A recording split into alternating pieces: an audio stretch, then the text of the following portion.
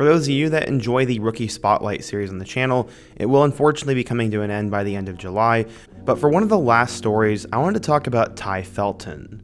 Tai Felton was an underrated recruit coming out of high school, and nearly every school stopped talking to him after an injury. Ultimately, he'd end up at Maryland, become one of the best receivers in school history, prove everybody wrong, and now he's a young, exciting player for the Minnesota Vikings. In today's video, we're going to talk about the insane rise of Tai Felton, go through his incredible college football journey, how he overcame a major high school setback, his time with the Terps, and my thoughts on him with the Vikings. But before we get started, if you're a big fan of college football, be sure to subscribe to the channel, leave a like if you want to support today's video, and let me know what player, team, topic, or situation I can cover next. Now let's go ahead and get started and talk about the insane rise of Tai Felton. So in order to understand how he got to this point, we first need to go back in time. Before Tai ever had a football in his hands, he was apparently always holding an unplugged controller of the game Madden with his dad. He said, quote, "I felt like football has always been in my blood since I was a little kid. They say my first steps weren't walking, I was always running, and I feel like that's where I got my speed from." Felton's football career started at the age of 7 and eventually decided to play travel football, and initially he was a running back but eventually became a wide receiver. 1 year in middle school though would end up changing his life as he decided to take a season off from football to focus on basketball. He was a huge Kobe Bryant fan, but his dad urged him to go with his friends to a Friday night football rivalry game at Stonebridge High School, and Felton watched as a player ran the ball back to the house for a touchdown. His dad said, quote, "He ran back into the house and I was lying in bed and he told me he liked football again. He only played on 2 losing teams his entire life, and his basketball team was terrible, so I think that helped us too." Eventually, Tai would arrive at Stonebridge High School, who under head coach Mickey Thompson saw 3 state titles in 24 years, and quote, "It's almost like a junior college, as we're training the morning before school, Sundays, and after school."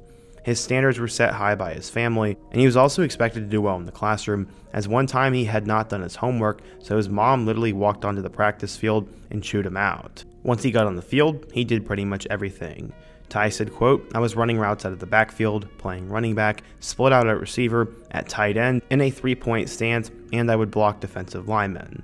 It showed I loved the game and would do anything to help the team win." Mickey Thompson remembers how good of a receiver he was as a sophomore, as he was, quote, "the best player he's ever coached at that young of an age."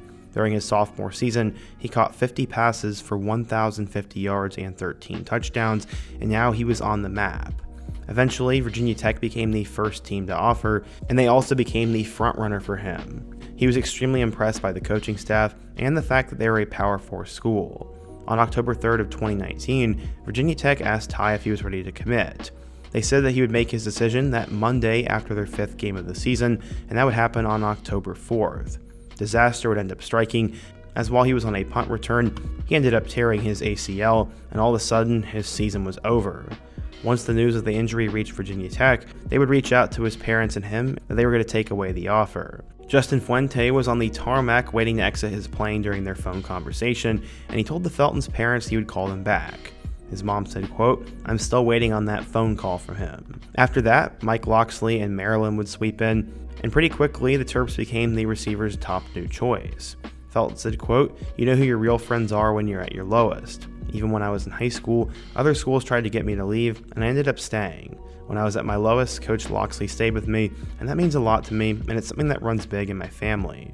The Terps would end up remaining loyal and keep their offer on the table, and he would commit to Maryland in November of 2019, 2 months after they offered him. His coach said, quote, "Maryland is getting a steal, and I'll tell you that he's a 5-star, or at least he'll become one." He ended up choosing the Terps over offers from Duke, Nebraska, and Syracuse, and he picked them because of their hospitality and the family environment on campus.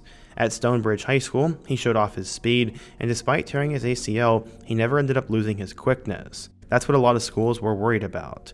Locksley and the rest of the Maryland staff showed their loyalty to him, and his coach said, quote, "When he tore his ACL, I'm not a guy who worries about a guy having a torn ACL. We've got a great medical staff and medical people here, and if they say it's not an issue, then we're not afraid to take a guy like that." According to 24/7 Sports, Felton was a 3-star recruit, the number 145th best wide receiver, and the number 1009 overall player in the class of 2021. So how would Tai end up doing at Maryland? Well, let's take a look. Well, he would enroll for the 2021 season and played very little his freshman year. In total, he had just 5 catches for 51 yards, and he appeared in 4 total games.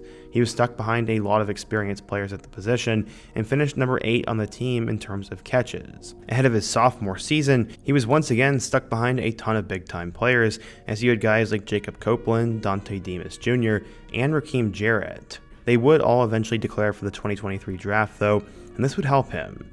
Eventually he would get on the field, and Tai Felton later said, quote, "The most exciting part is that when Locksley was recruiting me, he had a blueprint for how my years were going to go.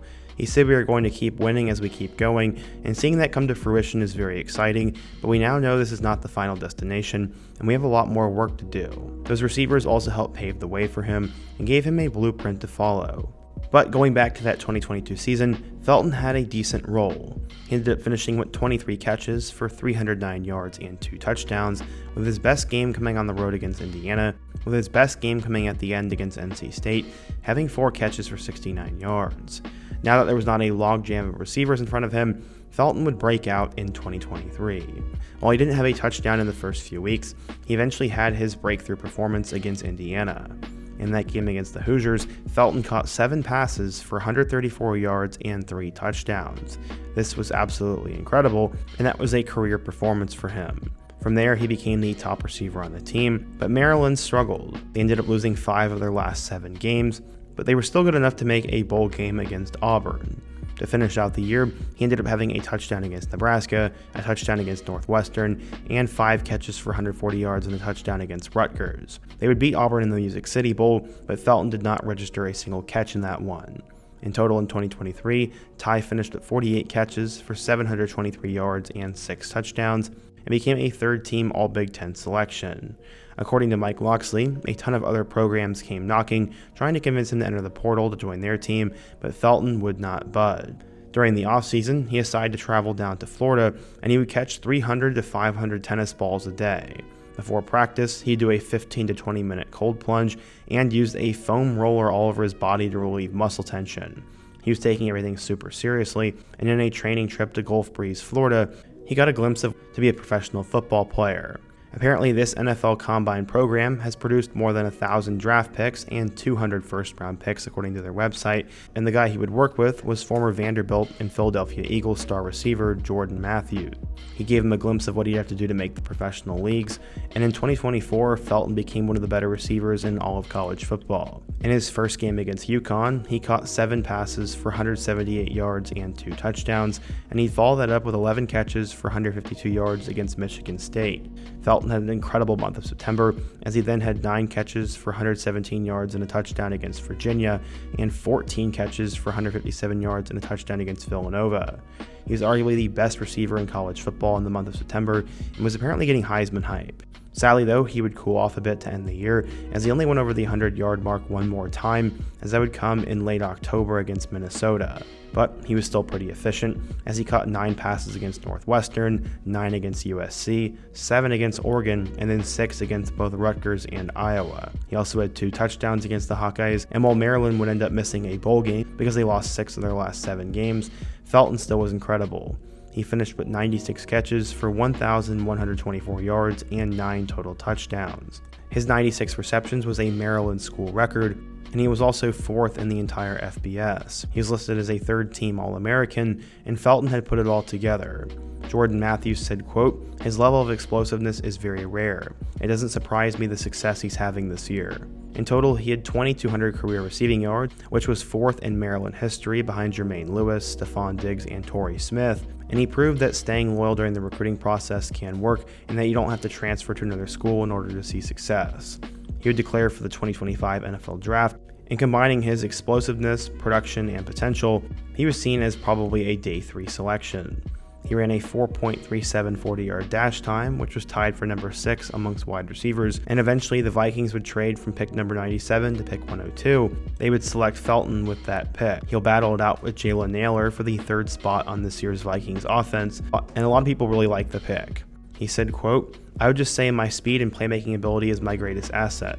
When you put the ball in my hands, I'm going to make defenders miss, and my intention is to go score. I also have a great ability to play special teams, and I feel like that brings a lot of value to my game. Just being an all-around football player to help the team win is what I want to do." Apparently, throughout the pre-draft process, the Vikings had a lot of interest in him, so he was not that shocked when he was drafted there, and now he'll hopefully get to follow in the footsteps of guys like Justin Jefferson. He apparently is dealing with some sort of injury right now, so maybe Felton will have a larger role in his rookie year. By either way, I do see him having success. I don't know if he's going to be a Pro Bowler or a Hall of Famer by any means, but he should be a really good weapon for the Vikings, and his story is great. But what do you guys think? If you're a Maryland or a Vikings fan, what do you think of Tai Felton? How do you think he will do in the league? And which other players should I cover next? Be sure to let me know down below. Leave a like if you want to support today's video, subscribe if you're new, and check out one of the videos on the end screen. Hope to see you guys again soon. Until next time, peace.